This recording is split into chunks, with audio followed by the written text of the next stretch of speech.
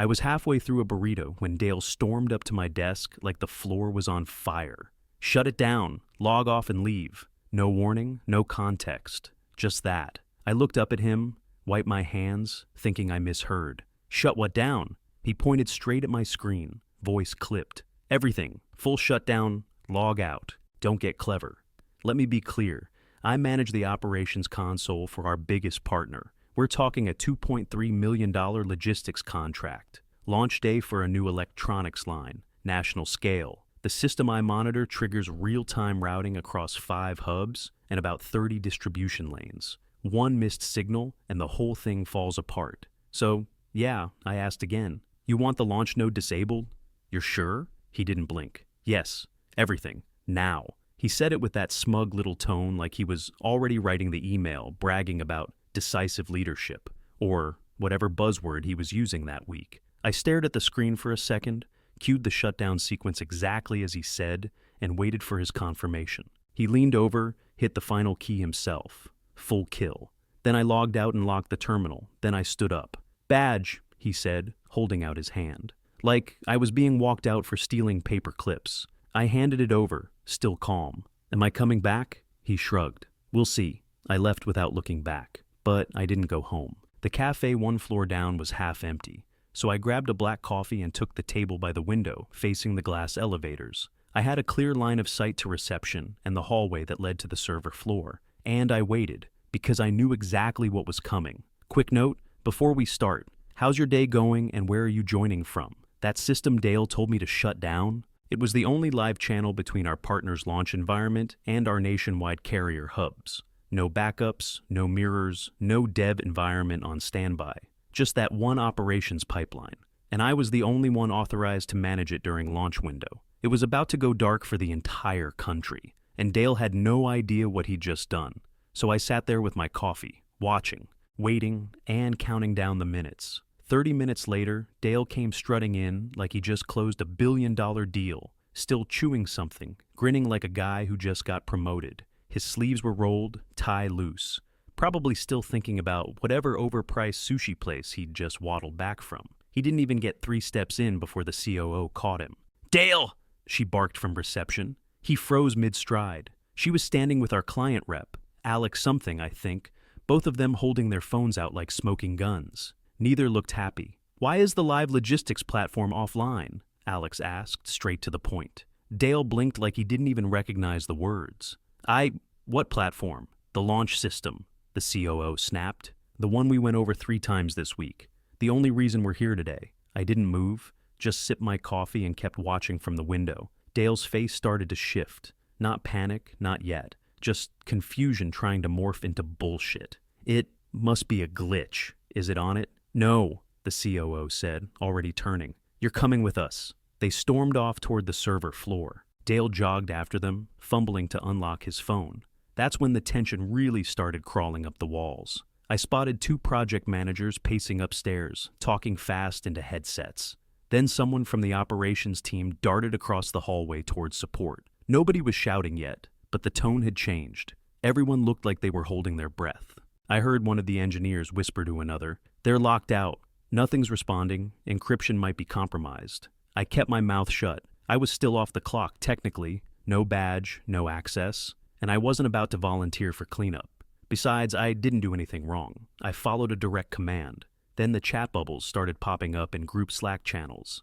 "Anyone seen Logan? Where's the launch console? Did we lose connection to North Bay?" North Bay was the first lane that was supposed to light up. Packages waiting on dock. Carriers on standby. I knew exactly what stage of failure they were in. Launch scripts would have hit a wall. Then backup triggers would stall. Then the flags would fail to cycle. One by one, the whole chain would freeze. "Marketing's on fire," someone said behind me. Their entire campaign was timed to this hour. I finished my coffee, still hot. Then I grabbed a second one and headed to the common area. Not hiding, just staying out of the line of fire. A few people nodded at me. A couple looked nervous. Nobody asked questions, though. Upstairs, more doors slammed. A printer jammed. 2 managers started arguing over something in the hallway. My phone buzzed. 10 unread alerts, all from project threads I was no longer a part of. I silenced it. Then Dale's voice echoed from the stairwell. muffled, rushed, trying too hard to sound in control. "He's not even here,"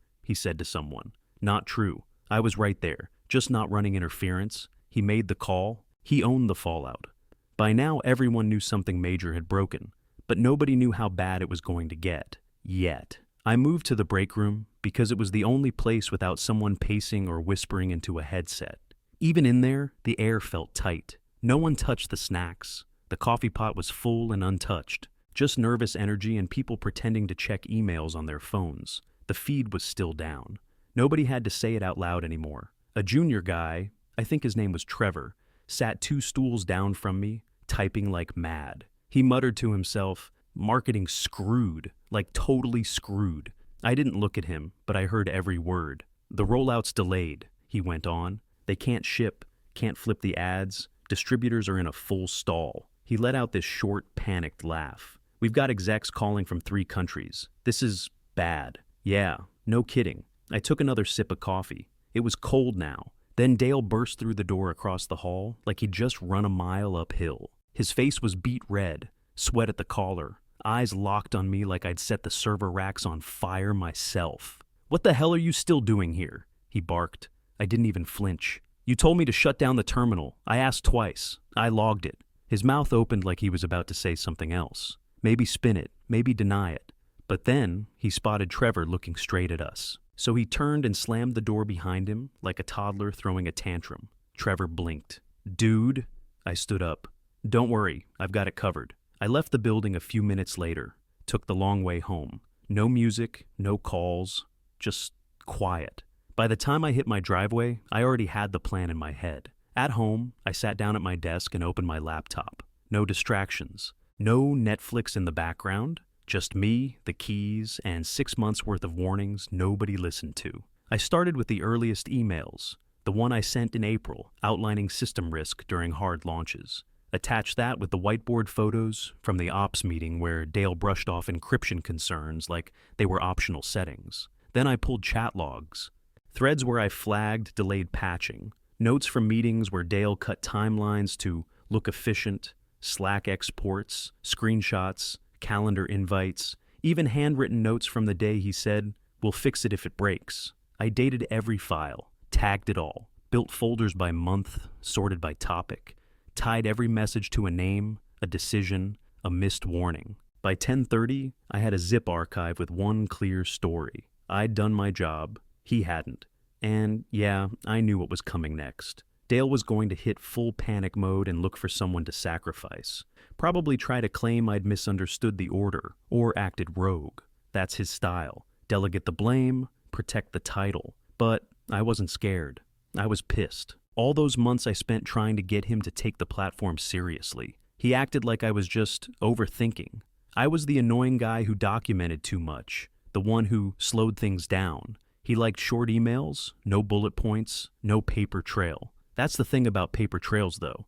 They don't care who's in charge when they're written. They only care what actually happened. And what happened was simple. I followed his order. Exactly. Word for word. Time-stamped, backed up, and documented. I closed the lid on my laptop, leaned back, and cracked my neck. Tomorrow was going to be ugly, but I'd come prepared. Next morning, I walked into the office and found a sheet of paper on my keyboard. Plain white, bold text, no frills. 9:00 a.m. Conference room, C attendees, HR, COO, Dale, Logan. No subject line, no explanation. By 8:55, I was sitting in the chair closest to the door. Not out of nervousness, I just wasn't going to get boxed in. Dale came in second, eyes puffy like he hadn't slept. Tie tight this time, collar buttoned. He nodded once at me, like we were on the same team. We weren't. The HR lead walked in behind him, stiff posture, legal pad in hand. Last was the COO, calm, unreadable, holding a mug that said, "World's okayest golfer." She didn't sit, just leaned on the wall and folded her arms. HR opened the meeting with some filler. "We want to understand what led to yesterday's disruption." Dale jumped in before she even finished. "Look, we had a timing miscommunication. Logan acted too fast. He should have warned me." I cut him off. "I asked for confirmation twice." He tried to wave me off. "You didn't explain the impact. You told me not to get clever." The COO shifted her stance slightly, but still didn't say a word. I kept going. I asked what exactly you wanted shut down. You told me. Full shutdown. I executed what you told me. You took my badge.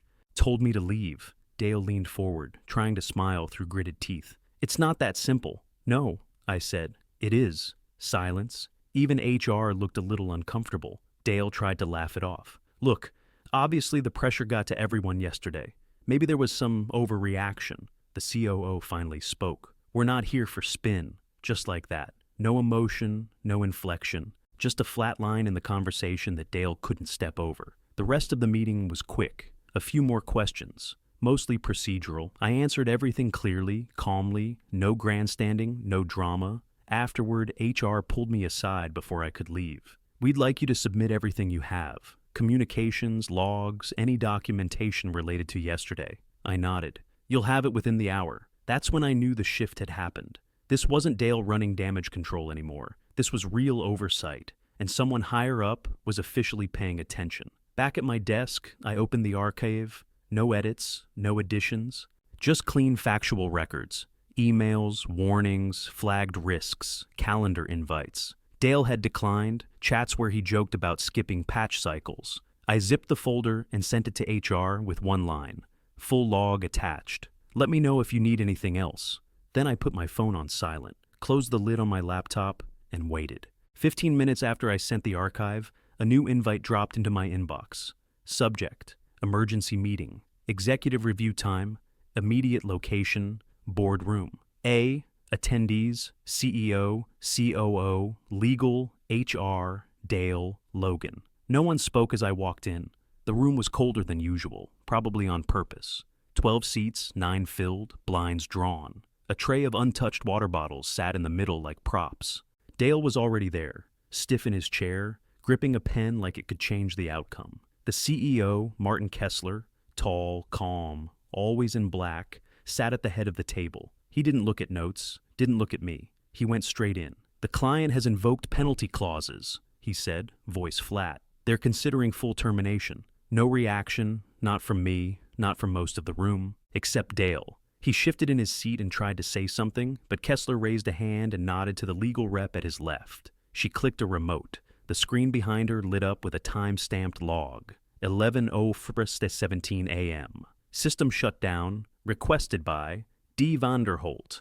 11:04 a.m. Terminal shutdown confirmed. User, D. Vanderholt. Kessler kept his eyes on Dale. Is that accurate? Dale blinked, licked his lips. I thought that was a log out. I assumed it was just the user session, not the whole system. Kessler's tone didn't change. You gave the shutdown order during launch window. You removed the only authorized operator and locked them out. Dale looked at me. He could have... No, I said. You told me to shut it down. I asked twice.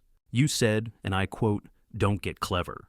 Legal added, the audit log matches the testimony and the archived communications. All actions align with the directive given by Mr. Vanderholt. Silence again. The COO finally leaned forward. Dale, did you or did you not understand the system was live at the time? There were issues, noise, people talking about problems. I didn't realize. You didn't ask, I cut in. You didn't want details. You just wanted it off your plate. HR glanced at me, but didn't stop the exchange. Kessler turned to me next. Timeline for recovery? 48 to 72 hours, I said. We have to fully restore encrypted chain connections across 5 hubs. There are no shortcuts. If we rush it, we risk corrupting product tracking data across the distribution network. He nodded. And the client? They're pissed, I said plainly. But we've kept the lines open. They want it fixed, not spun. Kessler looked at legal. Any exposure we need to prep for? If they terminate, yes, significant. But if we recover and maintain SLA compliance moving forward, they may reduce enforcement to penalties only. He nodded once, then turned back to HR. We'll address accountability separately. You have everything you need? HR replied. All files are submitted, time-stamped and verified. The discrepancy between stated orders and execution chain is clear. Dale finally spoke again, voice low and desperate. This was a miscommunication, that's all. A technical misunderstanding. Kessler didn't even blink. No, this was a leadership failure. Then he stood. That's it for now? Chairs pushed back quietly. Nobody made eye contact with Dale. The silence around him said more than words ever could. I stayed seated until most of them had filed out. HR gave me a nod and left too. Dale and I were the last ones in the room. He didn't say anything. I didn't give him the chance. I stood, picked up my notes, and walked out. I didn't get 5 steps from the boardroom before I heard his shoes behind me. "Logan," Dale said, low and tight. "You got a second?" I stopped, turned. "Make it quick." He looked like hell. Shirt wrinkled, tie crooked, sweat under his arms now. His voice tried to come out steady, but it cracked around the edges. "You enjoying this?" I blinked. "What?" "This. Watching me burn. Watching them line me up." He stepped closer. "I know you didn't like how I ran things, but you didn't have to bury me." I stayed calm. "You made the call. You signed it. You ignored 3 months of prep." His eyes narrowed. "You're getting a reputation, you know." I tilted my head. "Yeah, one for doing things by the book. That's not changing." For a second, I thought he might say something worse. But he just clenched his jaw and walked off, muttering something I didn't bother catching. I checked the time and hustled back to my desk. I had 15 minutes before the call with the client's security team. Their East Coast lead was already logged in when I joined the bridge. "Logan, glad you're here," she said, voice clipped. "Let's walk through the recovery protocol. No guesses. Just facts." We went line by line. First the shutdown timestamp, then the live systems affected, then the 3-step failover that didn't kick in, because Dale had disabled automated backup routing last week to save compute costs. I explained it all, plain and simple. No drama, no excuses. Just the damage and the plan to fix it. They didn't yell, didn't need to. Their silence after every bullet point said enough. When we hit the end of the runbook, I asked if they had questions. "Just one," the lead said. "Are you staying on this recovery from start to finish?" "Yeah," I said. "You've got me until it's green across all hubs." She nodded. "Good. We'll escalate our internal tracking, but we'll work with you." After the call, I got to work building the file bundle for their side. Every log, every email, every thread showing the sequence. I pulled screenshots, added time references, and mapped out a clean visual of the chain failure. Then I dropped it all in a secure drive link and fired it off with a 1-line summary. Attached, recovery timeline, plus impact trace. No fluff, no cover-your-ass language, just truth. The building was buzzing by now. Everyone knew something big had gone down, but no one had the full picture yet. I could feel people watching me. Not hostile, not friendly either, just curious. Like they were waiting to see which way it would break. I didn't care. I had the answers, the receipts, the process. Let the rest of them whisper. I had work to do. The invite hit at 3:42 p.m. Subject: Final review, recovery and leadership accountability. Location: boardroom. A attendees: CEO, COO, legal, HR, Dale, Logan. By the time I walked in, everyone was already seated. No water bottles this time, just 2 folders on the table. One with a blue tab, one with a red. HR placed them dead center side by side. Red tab was Dale's. Kessler didn't waste a second. "You all know why we're here." Nobody nodded, nobody blinked. He looked straight at Dale. "Did you give the shutdown order?" Dale shifted in his seat, voice low. "I gave an instruction, but it was misinterpreted. The urgency, did you say the words, 'shut it down'?" A beat of silence. "I may have, but..." Kessler held up a hand and looked at legal. She opened her folder, read the line out loud. The same words everyone in that room already knew too well. 11:04 since 17 a.m., verbal and log directive from Mr. Vanderholt to operator. Full shutdown, don't get clever. Then she closed the folder. Nothing else needed saying. HR reached across the table, slid the red tab toward Dale. "You're being placed on paid leave pending formal termination review," she said. "You'll receive details by end of day. No shouting, no protests. Just Dale staring at the folder like he didn't recognize his own name on it. He didn't even look at me. Just stood up, slow, picked up the red tab, and walked out like someone leaving a courtroom after hearing the sentence. Once the door clicked shut, Kessler turned to me. He tapped the blue folder. "You'll take point on the restore plan. Interim Director of Logistics Oversight. Retention bonus included." He said it like he was handing out a stapler. No congratulations, no speech, just function. I nodded once. Understood. The COO leaned forward. "We expect this system fully stabilized in 72 hours. No shortcuts. You get whatever you need. I've already outlined the recovery protocol with their security team. I'll have the status dashboard visible by morning." "Good," Kessler said. "Make it clean." Then he stood. Meeting over. Everyone filed out. No pats on the back. Just the quiet understanding that the building was still standing because someone did their job, and it wasn't Dale. I grabbed the blue folder and headed back to my desk. Half the floor went quiet when I passed. The other half didn't even look up. Didn't matter. I wasn't here for applause. I dropped the folder next to my keyboard, rolled up my sleeves, and opened the recovery board.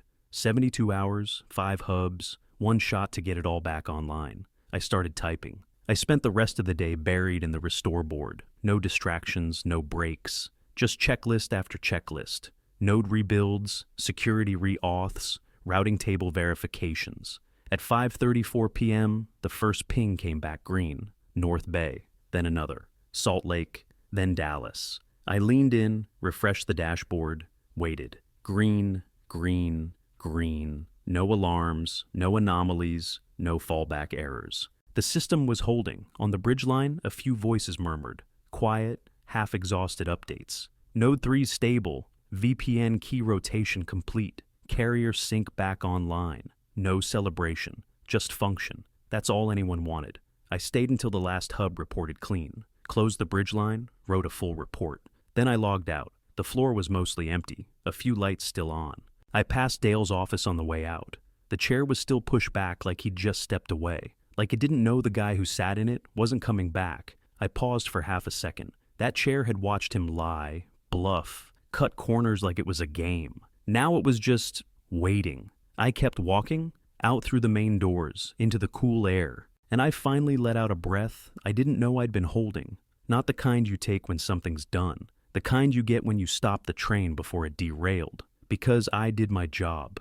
Next morning, I was back at my desk by 7. 2 new emails were waiting. First one from the client. Termination suspended. Proceed with full recovery. Daily check-ins requested. The second was from HR. Different division, different floor. We'd like you to help train teams in other regions on operational readiness. I stared at that one for a while. Not because I was surprised, but because I knew exactly what it meant. They'd seen the receipts, the reports, the logs, the leadership, and now they wanted it done right. I smiled. Not because it was over, but because I finally got to build it the way it should have been built all along.